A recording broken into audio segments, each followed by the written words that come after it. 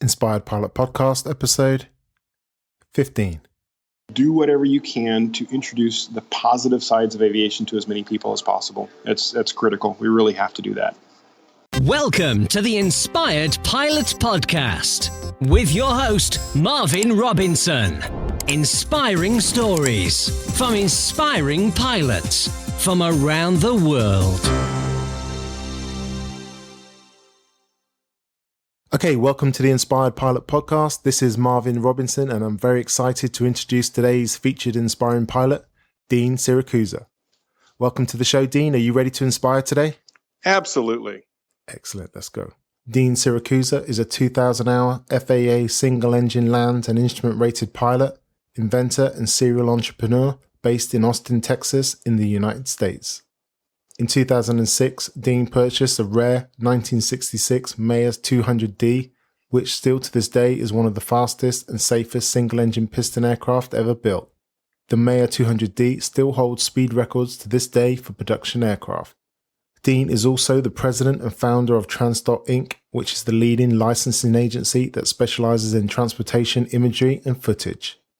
In 2012, Dean invented flying eyes sunglasses, and in 2014 received a patent with more pending. 𝗙𝗶𝗿𝗀𝗍𝗄𝗏 Optics Inc. is still the only option for comfortable sunglasses while wearing a headset or helmet, and available at www.flyingeyes.biz. Okay, I've given our listeners, the Inspired Pilots, just a little overview. Dean, can you take a minute, tell us a little bit about yourself personally, i.e. where you're from, and before we do jump deeper into your journey, can you give us a brief overview of what you're doing aviation-wise right now? Well, several things in aviation. I still fly regularly, and I help maintain the owners group website for the Meyers 200 aircraft owners. Whereabouts are you from in the United States? We're in Austin, Texas. Excellent. Okay, Dean, today you are our featured inspiring pilot, and on the Inspired Pilot Podcast, we do delve into the journey of our guests, but every journey does have to start somewhere. So mentioned in the bio that you are a 2,000-hour single engine rated pilot, but every journey had to start somewhere. So can you tell us how you first got involved with flying and wanting to be a pilot? Yeah, absolutely. So my father was a pilot when I was a kid. In fact, he and I traveled a fair amount. We flew one summer when I was 10 from Southern California all the way up to Point Barrow, Alaska, and camped along the way, and it was a lot of fun. And then when I went off to college, he actually retired from his company and sold the airplane and moved to Hawaii, where he still lives there. And after I graduated from college, I became Road and Track magazine staff photographer, and ended up traveling a great deal for them. And as an adult, I developed a fear of flying. I wasn't flying. I hadn't flown with my dad since I was a child, and I developed this sweaty palms, white knuckles every time I flew on a commercial flight. I spoke to a friend of mine who happened to be a commercial pilot. He says, "Go take some lessons." And I said, "What does that have to do with my fear of flying?" He says, "Well, you don't understand how flying works. Go take lessons. You'll learn, and it will cure your fear of flying." And I did, and it did. Actually, it turned a fear into a passion. I got my license in 1999, and I'll fly typically between 100 and 200 hours a year, and fly all over the country. Fantastic. It's almost like counterintuitive, isn't it? So most people have a fear of spiders. Keep away from spiders, Right. There you go with your fear of flying, even on commercial airlines, and someone tells you to, hey, take flying lessons. That's definitely counterintuitive, but it definitely worked. Yeah, that old an analogy of talking about people facing their fears to get over them definitely worked that way. And the reason why that is typically as a non-pilot, the fears that you have are typically fears that a pilot wouldn't have. And the reality of the dangers of flying aren't what you think they are as a non-pilot. Is it completely safe? No, but going into your bathroom and taking a shower isn't completely safe. But flying on a commercial aircraft is actually safer than, taking a shower. But, as a private pilot, is private pilot flying more dangerous than commercial flying? Yes. but you can definitely mitigate that risk by being careful and cautious. Don't fly into a thunderstorm, things like that. Stating the obvious, but just being cautious and careful when you're flying can go a long way to making it much safer. And actually, it's a lot of fun. The view out the window of the plane you're flying in is at 6,000 or 10,000 feet. Not sure what that is in meters. Sorry, is amazing. Flying along the countryside at low altitudes, far lower than airlines travel, is so much fun. Just seeing the countryside in the cities and the places that we go. Absolutely. I love the way it gives you a different appreciation of the countryside and, which is all around you, but people just don't have that vantage point of being up at, as you say, 6,000 feet and seeing how beautiful the countryside is. You finished your license in 1999, you mentioned. Uh-huh. Let's look at the challenges and some of the challenges of PPL training. Can you remember during your initial training, during that PPL training, what did you find challenging and how did you overcome them?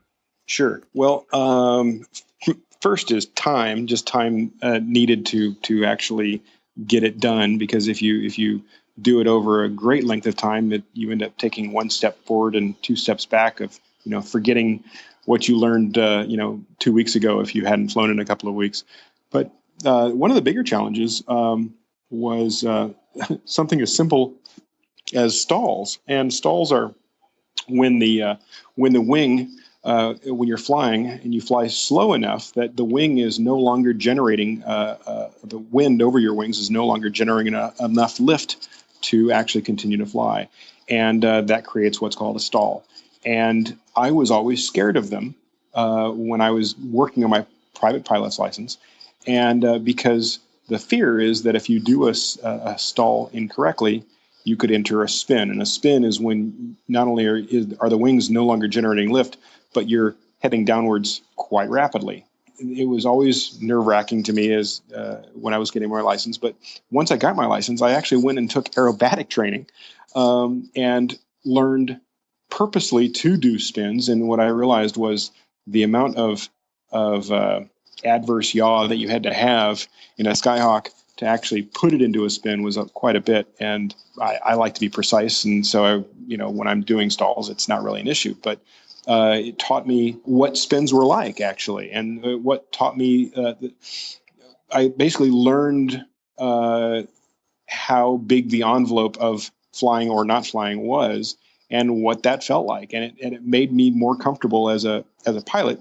Now, will I go do spins in an airplane that's not certified for them? No. But I am no longer fearful of doing stalls in any airplane that's approved for doing stalls. The more you learn about the envelope of the aircraft that you're flying, the better you are. Obviously, if you're testing the envelopes of an aircraft, the legal envelopes of an aircraft, it'd be a good idea to have a flight instructor with you. Make sure you're doing everything right, but that it's a lot of fun. Yeah, I totally agree. I had the same fears as yourself, and I associated a stall with crashing, and right, exactly. That was always the sort of air crash investigation. You're always hearing, yes, the aircraft stalled, or reporting general aviation accidents, incipient spins, etc. Right, and exactly. I love the way that you took the proactive approach and went and did your aerobatic training. And I've heard the way not having upset attitudes, or understanding what those upset attitudes are, and getting a better appreciation of that. That's something which I'm planning to do myself. So I like you're definitely giving me a thumbs up for that. So I'm definitely going to go on for that.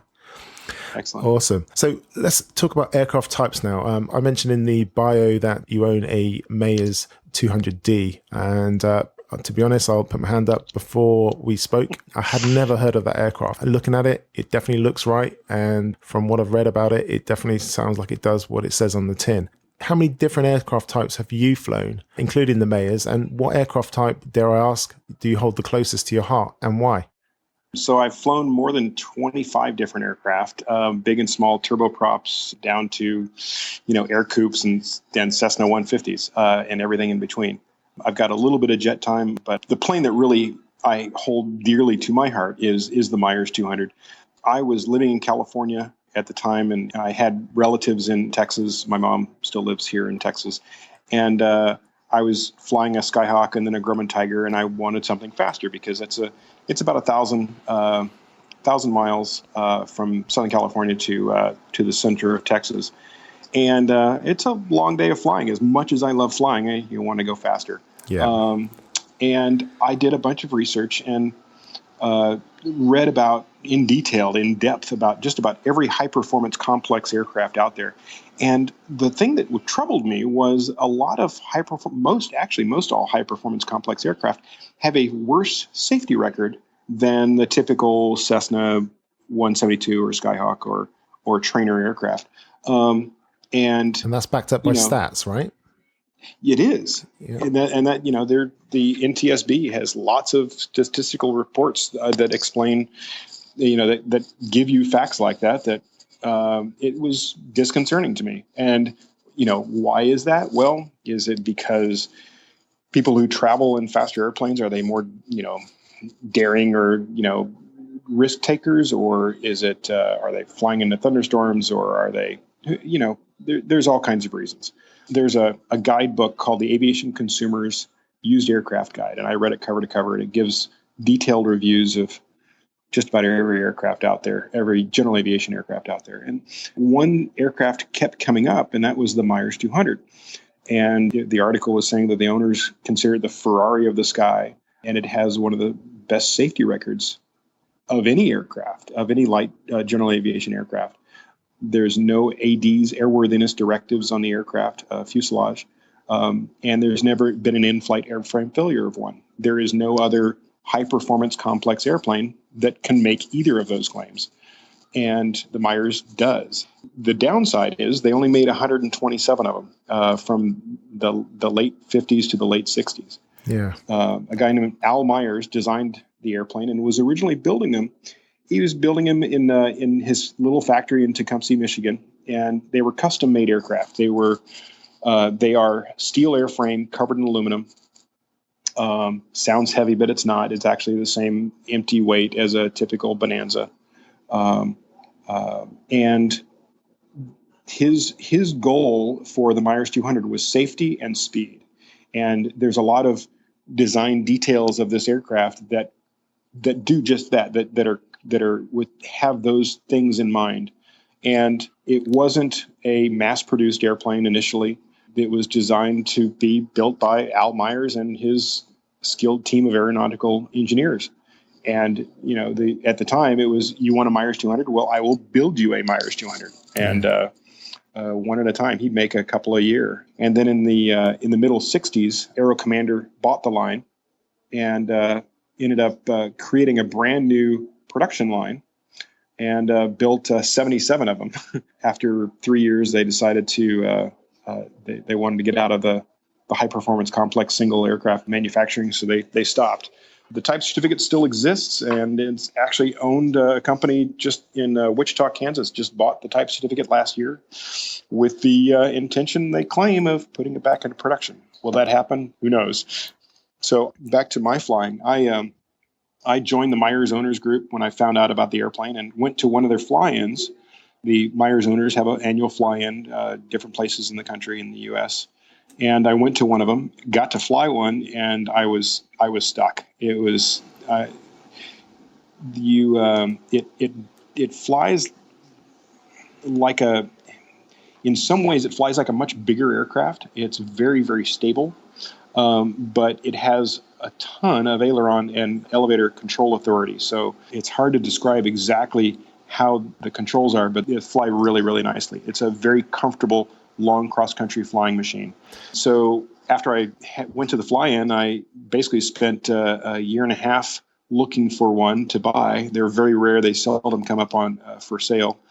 And found one at the end of 2006 and I bought it from the owner, who was in his, at the time he was in his early 80s. He had lost his medical about 2 years prior, and his wife had just lost her medical and couldn't fly anymore. And so I bought the airplane from him and promised I'd take good care of it. Because that's important, right? Well, it is. Yeah. Exactly.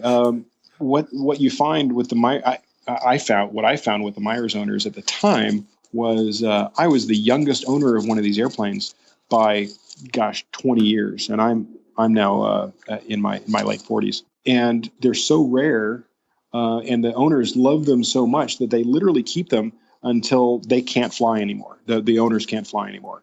One of the reasons why nobody's ever heard of them in recent memory is because the owners keep them and fly them, and they just don't come up for sale very often, and they don't brag about them to, other people. They just love them and fly them and don't really worry about it too much. I thought differently, and I wanted to brag about how great these planes are. And so I helped update the Meyers Aircraft Owners Association website, and updated the list of owners and contacted everybody. And so now we have a pretty active, growing group of owners who are younger, and I'm not the youngest Meyers owner anymore. There's several dozen that are quite a bit younger than me. You've lost your title.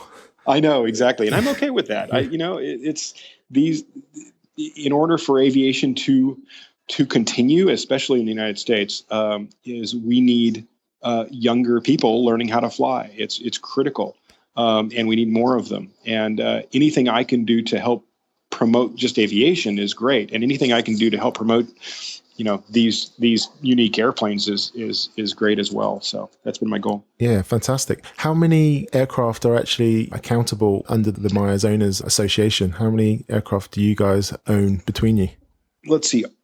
There are about 95 that are in the United States and airworthy in flying of the 127 that were built. And there are 2 in Europe, 1 in South Africa, and 2 in Canada. And the rest, surprisingly, there have been a few accidents and a few fatalities, but literally in researching the NTSB reports, you literally, the only time that anyone's ever been killed in one is when they were trying to do it on purpose, unfortunately. They've literally been either doing low altitude aerobatics or literally trying to commit suicide, or then succeeding, unfortunately. But the aircraft itself, I know a number of owners who have had engine failures in flight, and not only landed off field, off runway, and out in the middle of nowhere sometimes, but walked away from it. I know one gentleman who had an engine failure on takeoff, and the runway was surrounded by a thick, big, nasty forest. Big, huge trees, and he was too low to make a 180 and land. He went into the forest and trees, walked away from it, messed up the airplane pretty good, but it's actually flying again. But he walked away from that with a twisted ankle. He was fine, and I even have photos of that. And you look at it and you go, how would anybody survive that? And that was one of the big reasons why I fell in love with these airplanes, because they are so safe and so stout and rugged. They're wonderful planes. As a pilot and owner of that particular aircraft, that must give you a lot of confidence. It does. This airplane was designed from the start to be a great flying airplane from at each end of its own flying envelope, from stall to its maximum cruise speed, which is the maximum red line is 236, which is quite high for a single engine piston airplane. And it flies very nicely whether you're going really slow or really fast. It has very few handling qualities that I wouldn't say that are actually great. Just really like that about the plane. There are some modern aircraft that they have, for one reason or another, characteristics that aren't, they either don't spin well, or they don't stall well, or whatever, or they just don't fly as nicely as you'd like them to. This one, it just flies really, really nicely. Wow. Obviously, you're going to be biased, but I like the idea. Yeah, I don't know what you're talking about. Yeah, exactly. There's no Achilles heel to this aircraft. From just an outsider's point of view, it definitely looks right. That old saying about, if a plane looks right, then it is right. And I like the way it sort of has that sort of bonanza sort of strength to it. There's nice. The wing is what sort of stands out to me. The first thing that jumps out to me is that it's a great wing, nice thick. Yep. Looks like it's high. There's a high wing loading on that wing. It is. It's a small wing for its size, but it has 40 degrees of Fowler flaps on tracks like a Cessna. Yeah. So it actually stalls quite low, even though it has a high wing loading when it's clean. Fantastic. And those high speeds that you refer to, what kind of fuel flow are you getting at max and maybe a typical cruise?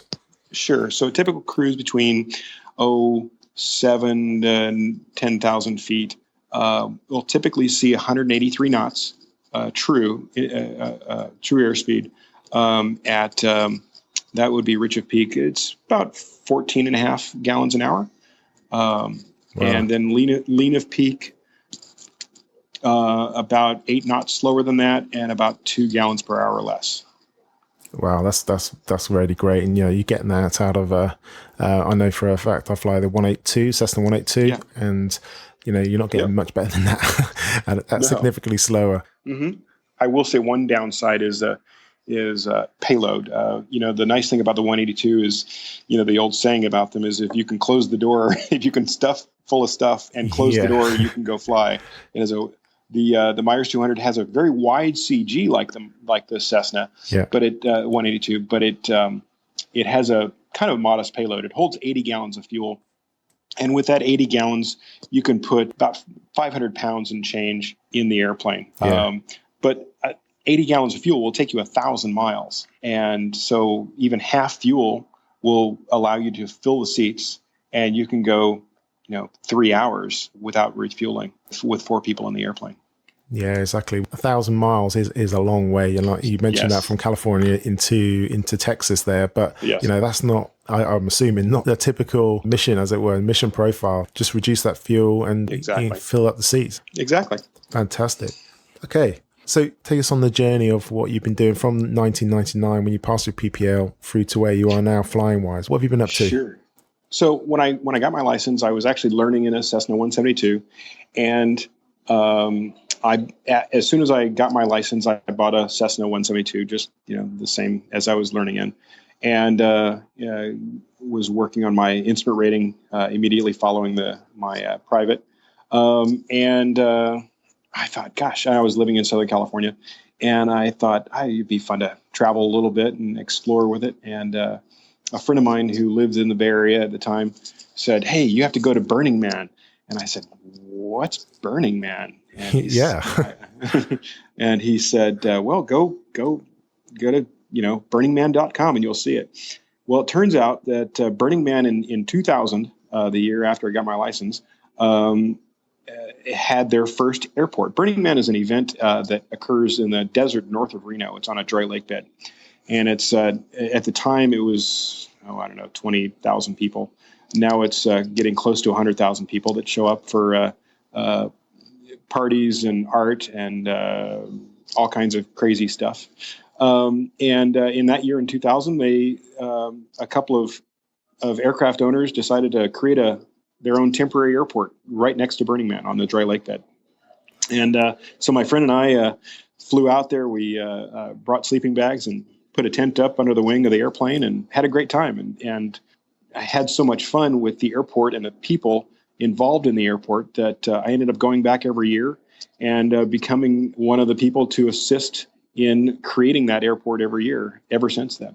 We create a 5,280-foot long, mile-long runway on the dry lake bed that's next to the event. And we have over 200 aircraft show up every year, everything from little Cessna 150s up to Cessna Citation jets and Pilatus PC-12s and TBM 850s and all kinds of different aircraft show up at this unique little airport in the desert. So it's not just your Piper Cubs and et cetera there. We've got some serious aircraft going into there. Yeah, there's some big iron that goes in there.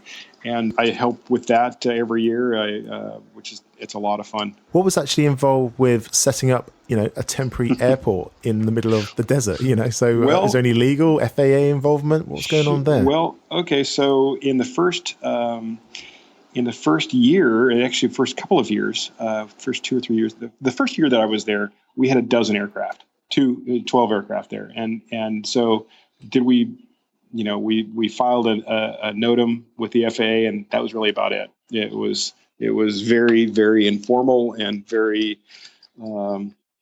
casual. And people, the dozen or so aircraft that would fly in there, we'd gift rides to people around the event and just fly in the desert and go explore the mountains around there. As it grew, every year we would get, 30 to 50% more aircraft, it seems like. and it got a little more congested with aircraft, and a lot more people that didn't know backcountry flying, weren't familiar with flying safely out there, and we had a couple of accidents. And the FAA actually came out there for the first time and saw what had happened with these accidents. And I got to know the FAA people at the Reno Flight Standards District Office in Reno, Nevada. That's who manages that area, and actually became friends with them, fortunately. And they gave me some good advice on how to make the airport safer and be a little more organized about it. And as we've grown, as the airport's grown, we've made additional changes and additional updates to continue the safety aspect of flying out there. It's a non-towered airport. As busy as it is, it's still a non-towered airport. But there's a Unicom, and they have weather information, and actually, it's gone from, like I said, a dozen aircraft to hundreds of aircraft that fly in there, and it takes, instead of 2 or 3 people running and managing and volunteering in the airport, it takes literally hundreds of people to manage it and run it and volunteer at it. And it's changed a great deal, but it's still a great group of people, whether they're pilots or whether they're volunteers or managing the airport. That's awesome. I love the way that you seem to follow your interests. Yes. Like you bought the Meyers 200D, and then you got involved with the Owners Association, and you liked going out to the desert and having a party or whatever, and flying out there, sleeping under the wing, and then, hey, let's wrap some organization around that. And there's 2 examples there, so I'm seeing a pattern emerging here, Dean. You may be true. That may be true. So what else have you been up to? So that was one element. What else have you been doing on your journey so far? Well, so I was using, my plane for traveling back and forth out here to Texas when I was living in California. And then in 2007, I met my now wife. And in fact, actually, our first date was in the Meyers. I'd been on many first and last dates with women who, when I tell them that I have an airplane, I fly, you would think that would be, ooh, hey, that's really cool. Yeah. I kid you not. There were more women who would say, "Oh, I'm not getting into one of those little airplanes. They're, death traps," or Yeah. And I said, "Well, they're safer than you think, and they're a lot of fun. But if you're not going to go fly with me, well, then I think this should be our last date as well." That's a prerequisite, right? Well, it really is, because I use it for transportation. And what are you going to do? Go commercial, and I'm going to, fly by myself? No, I want, if I'm going to be with a woman the rest of my life, I want her to be with me. And so I met my wife, and on our first real date, we talked about our flying, and she had never been in or around general aviation aircraft at all, but she was open to the idea. And we went for a flight. I did what I do with any first-time passenger that I take up for a flight, and that is I walk them around the airplane and explain what everything does and answer any questions they might have. But I also explain it every step of the way, if they want to go fly, that we're not stuck, going on this long trip. If you get nervous or scared at any point, even from the time we take off until the time we're, coming back to land, at any point, if you're not comfortable with this, we can turn around and go land. It's as simple as going and driving in your car. It's, that it is not as formal as it can be, or it's not as formal as you as non-pilots picture it might be. She and I went flying, and she loved it. And in fact, about 6 weeks later, I said, I'm off to Burning Man again. She's like, Burning Man, what's that? Exactly. And I told her about it, and she said, okay, let's go. And so she went, and wow, I said, Burning Man is one of those places where you bring a girlfriend, and your significant other, I should say. I can imagine. And that it either makes a relationship or breaks it. And in this case, fortunately, it made it. And I realized, wow, I got to keep her. So Definitely, we got married in 2010, and in 2012, our daughter Tori was born, and our daughter loves flying too. She'll be 3 in 2 weeks, and she loves flying any chance she gets. In fact, gosh, since she was probably a year and a half old, I think, maybe even younger, if we're on the ground and she hears a helicopter or an airplane, she knows the difference. It's really funny. Oh, that's a helicopter, or it's an airplane. She knows the difference. That is so cool. It's hilarious. She loves it. She loves it. It's really neat.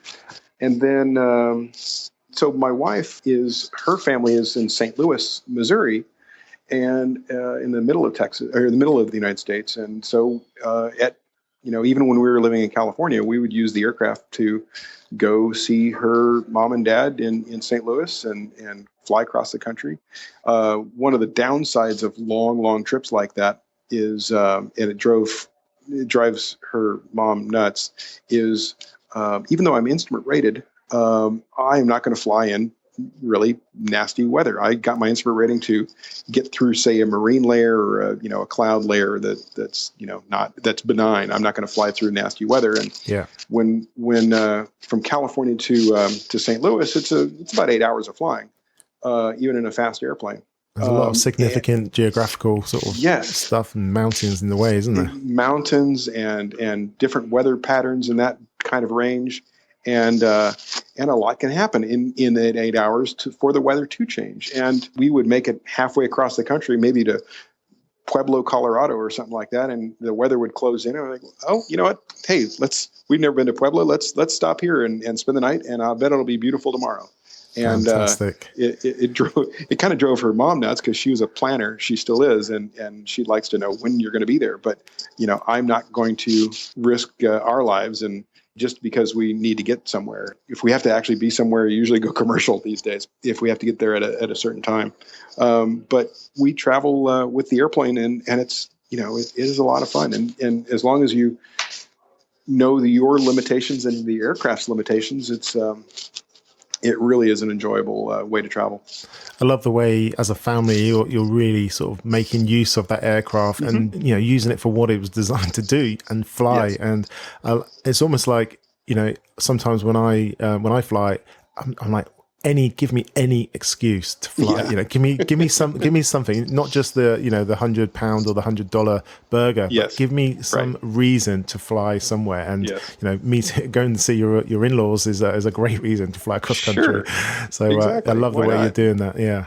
So you're doing a lot of cross country flying. Is this still part of your current flying at the moment? Absolutely, a little less so. That I've one of the things that about cross-country flying that always bugged me was wearing sunglasses.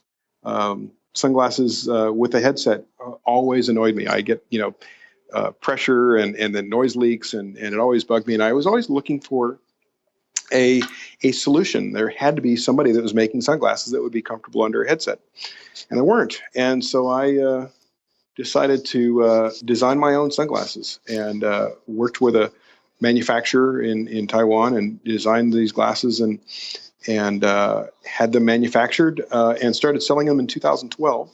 And we've been growing every year since. It's really nice to see. And in fact, our glasses are now comfortable under a helmet as well. So if you're a motorcyclist or you do other sports that requires a tight fitting helmet, these are extremely comfortable under a helmet as well. And that's kind of that is what got me into this new business that I've started. Fantastic. I mentioned in the bio, you've touched on it just there, that you are a serial entrepreneur. Obviously, you're a pilot. You have this issue. I have that same issue that you've described, the leaking with the headset over my Pradas. It just doesn't work, When you set out on this business idea, you knew there was a problem. Did you consult other pilots? What kind of feedback did you give? What kind of sort of groundwork did you do? Absolutely. I'm fortunate to know a lot of pilots, and while I was doing research and development, I was asking as many pilots as possible if they had the same problem, and what would your ideal solution be? And it kind of narrowed down the focus. Creating a frame style sunglasses, I don't know if it's surprising to people. It is very, very costly to create the molds and tooling required to actually create sunglasses. The requirement was for them to be as high quality as possible, for the frames to be unbreakable, because I'm really bad at breaking sunglasses, and I needed the lenses to be as optically clear as possible. But if you have glass lenses or CR39, which is a one type of plastic lens, if you are in an accident, they shatter, and I don't want glass or plastic shattering in my eyes if I have an accident. So the requirement was that they had to be either polycarbonate or Trivex lenses, which they're both impact resistant, basically bulletproof, shatterproof, and the frames had to be unbreakable. And that's what we've created. I've looked on flyingeyes.biz and I love the design, and I like the way you sort of flying eyes, but there are you can adapt the use of these glasses for other applications, i.e. like you mentioned, the motorcycles or other sports, sailing, etc. What kind of feedback have you had from pilots and purchasers of your glasses at the moment? What kind of feedback have you had? It's been real positive. And based on the feedback, we've added new features to the glasses. One of them was creating gradient. Initially, the big feature for older pilots was creating bifocal lenses, readers or cheaters, as some people call them. Yeah. Older pilots like to have be able to see close up on their iPad and or their instrument panel if it's close to them. And so we created two different heights of readers options for our users. One that's really low. Typical sunglass readers are really low on the lens, and we created an additional option of a reader that's a little higher up on the lens, so that if you're reading, if you have to see the instrument panel, you're not tilting your head up just to see the instrument panel. Yeah. That was really popular. Another was creating a gradient tint lenses, and those are very popular because they cut out the glare coming through the windshield, and yet makes it easier to see the instrument panel, even if you don't need to wear readers. And the gradient is really subtle. It's not the the Elvis or movie star gradient where it looks like you're wearing gradient lenses. Yeah. It's actually really subtle. It's just a little darker at the top and a little lighter at the bottom, but it's still dark at the bottom. It's still tinted a bit, and makes a big difference. They've been very, very popular. And then also, based on customer demand, we started selling prescription lenses for our frames as well. And we use a lab here in the United States called Digital Eye Lab, and they make the best prescription lenses that you can get. They're excellent. We use a material called Trivex for our prescription lenses. It has the same durability as polycarbonate, but has even better optical clarity than the polycarbonate that we use in our non-prescription lenses. But they're great. They're both great. And so we're just expanding the options and the choices for our users, and working on a dozen new frame styles that we hope to have out towards the end of the year that will meet an even broader audience and broader styles and fashion senses that people would like. I think great. You obviously got that one particular style at the moment, but obviously pilots, as you're well aware, are discerning sunglass wearers, and it's obviously you can't possibly fly without sunglasses on, right? And it'd be interesting to see what the future holds this year, and especially with the other designs. What's your distribution like at the moment? Are these only available in the United States? Nope. So we sell them directly through our website, but we also sell them through Aircraft Spruce in the United States and Canada. We sell them in the UK at Flight Store UK carries our glasses, and in Spain and also in the UK, AirStyle Collections sells our glasses, and then in Australia and New Zealand carries our glasses at the Down Under Pilot Shop. They carry our frames. Fantastic. So you have spread your wings, and literally, no pun intended, and they are available across the world. So I'm sure you've been successful with doing lots of other things. So I'm sure this is going to be another successful project for you. And I'm going to follow this myself, because I am actually in the market for a new set of glasses. So I'm going to, I think I need to try them on there, because I've got quite a big head. So I might have to try them on. Where do you see Flying Eyes moving forward? Say, what's your future vision for that company? Well, the goal is always to be comfortable under headset and helmet. That's something that nobody else is doing. And having a wider option of frame styles for our wearers is our biggest goal at this point. Okay, great. Well, let's see where the future holds, and I'm going to make sure I follow your journey. Excellent. Thank you.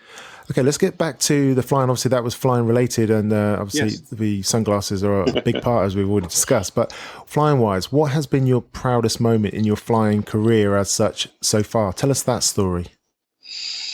Let's see here. One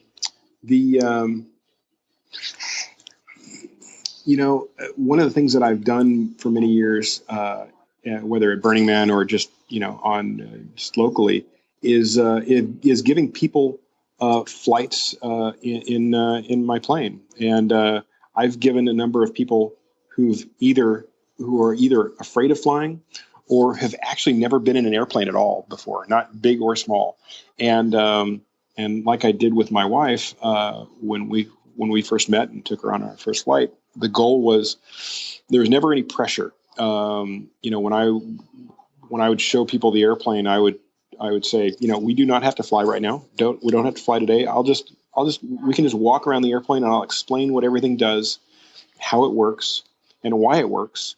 And I'll answer any questions you have. We can look inside the airplane, outside the airplane. And once you get to the end of the tour of the plane, more often than not, the passenger says, well, hey, let's go for a flight. The goal is always to be, I want to show people how much fun it is and how safe it is, and how, for me as a longtime pilot, how relaxing it is to me. It's I go fly and I don't think about anything else, and it's really nice that way. On each one of these flights, and all during the whole time, I'm telling them, are you enjoying yourself? Is this fun? If you're not having fun, we can turn right around and land. It's there's no pressure to do anything. Doing that as much as possible has been probably my most enjoyable experience. That's easily the thing I could think of. Wow, that's great. Like you said in the beginning, this is an amazing experience, and for myself personally, it feels like a great privilege. And you, the way you just described that scenario there, you're a great ambassador for promoting general aviation, and I understand why that would be one of your proudest moments. I do enjoy that as well. And if I can share this experience, this privilege with as many people as possible, I like the way you pre-sell, it's like a pre-sell the idea of flight first and Yes. let them make that decision, and Yes. once it's their decision, then they're buying into the experience themselves. Exactly. And wow, yeah, I do appreciate it and recognize that myself. Yeah. There are a few pilots I've known out there who get a thrill out of scaring people. And for me, it's quite the opposite. We have at least in the United States, a dwindling pilot population, and especially general aviation pilot population. And by scaring potential pilots away, it's not doing any of us any service. The smaller our community of pilots gets, the less power we have to continue to be able to, fly. Exactly. The more people involved, the more people can be involved with lobbying, Yes, the necessary organization. So yeah, definitely the way forward there. Dean, what are your future plans or aspirations regarding your flying? Well, let's see.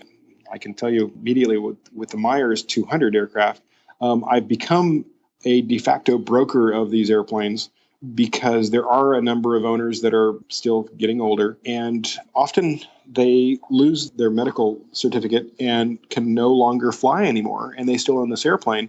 And in order to fly the airplane, a Meyers, in order to fly just about any airplane, you have to have enough hours of time and type in order to satisfy insurance requirements. Yeah. And in the case of what I'm helping right now is a gentleman who lives in Utah. He lost his medical, but he doesn't know anybody near him that has enough time in the Meyers to show the airplane to a prospective buyer. And so I went up to Salt Lake City and picked up the airplane and brought it back here to Austin, Texas.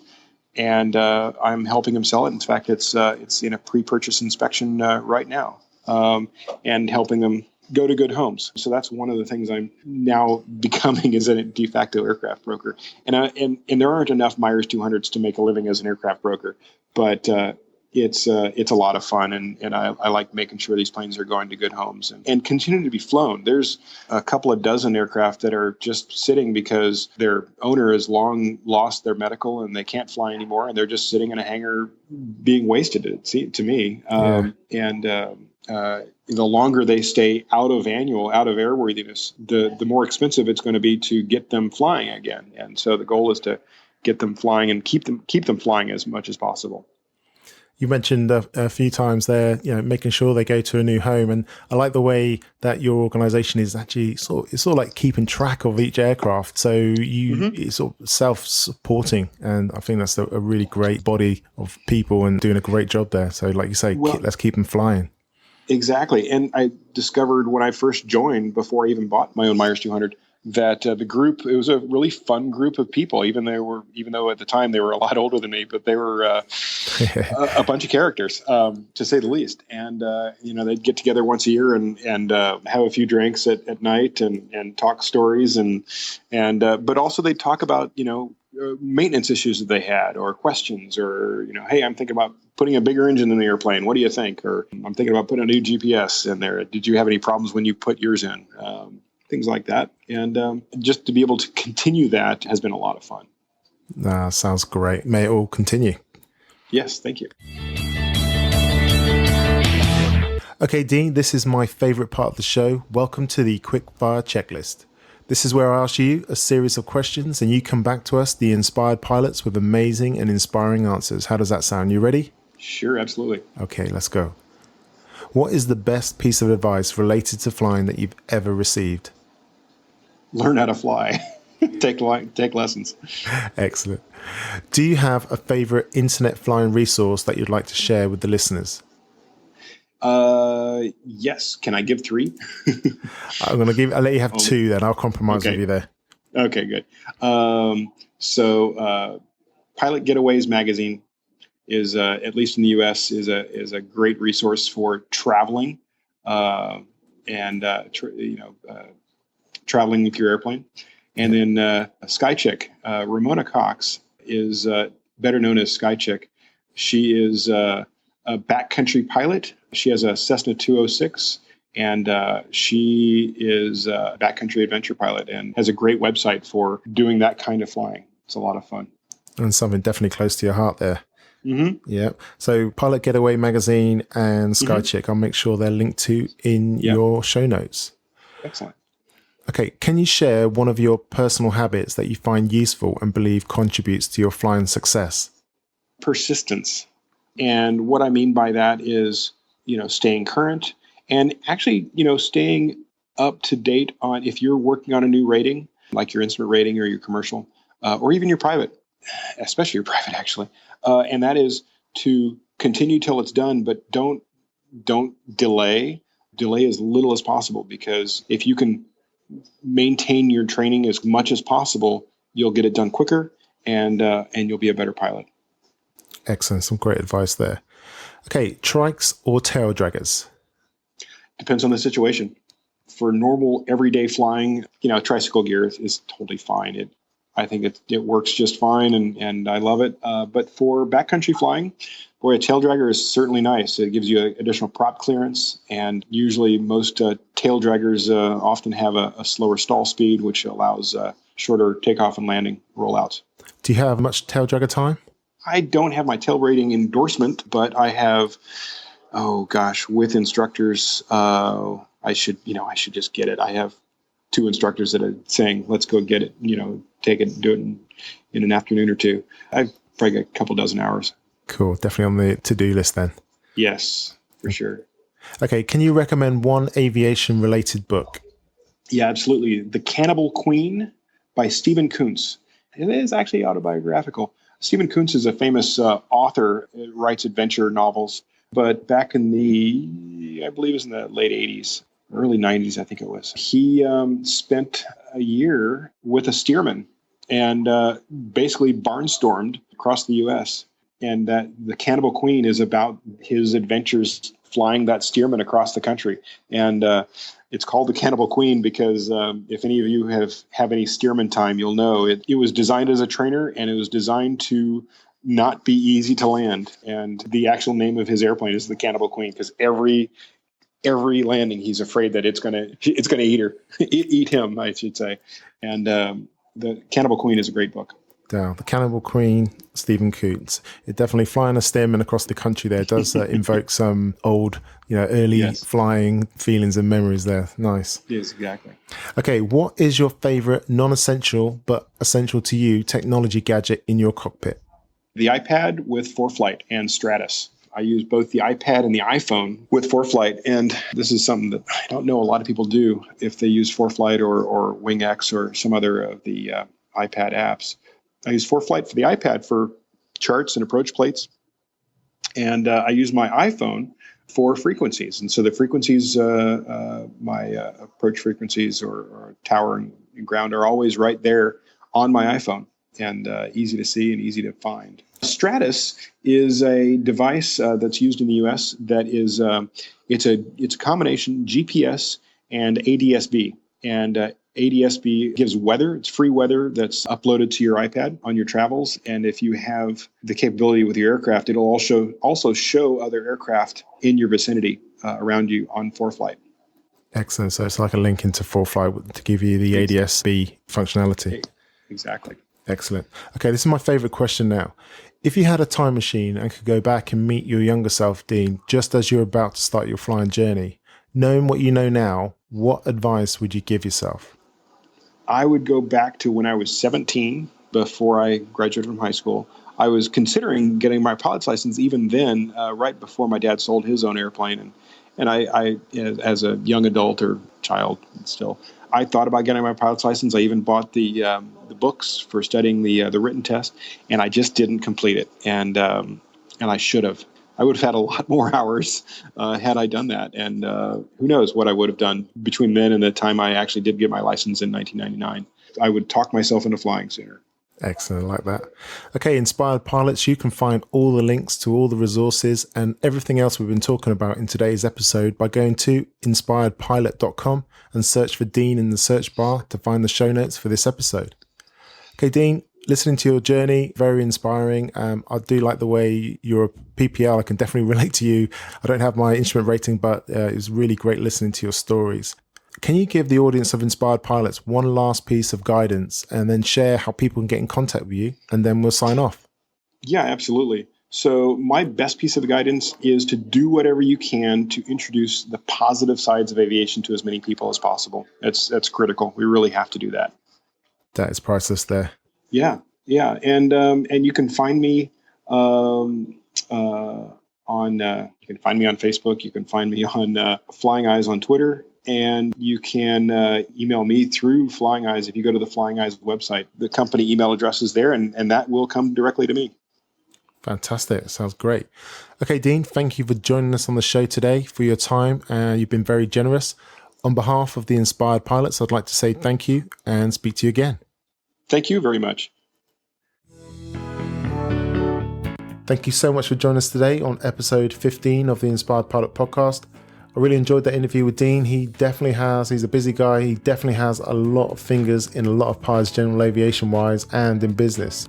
As we discussed, Dean is the inventor and founder of Flying Eyes sunglasses, and he has actually generously provided a special 10% discount code exclusively for Inspired Pilot listeners for the rest of 2015, which is really good. If you're like me and you are in the market for a new pair of sunglasses, then do head over to flyingeyes.biz and check out the sunglasses there and make the most of the 10% discount code Inspired Pilot 2015, all one word. And if you did find a pair of brown tint Prada sunglasses at the Imperial War Museum, Duxford in the UK, then I would love to have my sunglasses back. In the meanwhile, don't forget to head over to the show's website, inspiredpilot.com. That's where you're going to find the show notes for every episode. And you can leave a comment below or even a question for our guest and find all the links to all the resources mentioned and much, much more. I'm really grateful for all the support so far, and I love receiving feedback about the show, so do get in touch and reply to every single email. And if you do like the show, I'll be really, really, really, really, really, really grateful if you share it with your friends, colleagues, fellow Av Geeks, and if you do feel inclined, please leave a rating and review with as many stars as humanly possible on iTunes, as this does help increase the show's exposure and getting the journeys of these inspiring pilots in front of and inspiring more people, which is the whole mission of the podcast. So very grateful. And don't forget, wherever you are on your pilot journey, get ready to be inspired.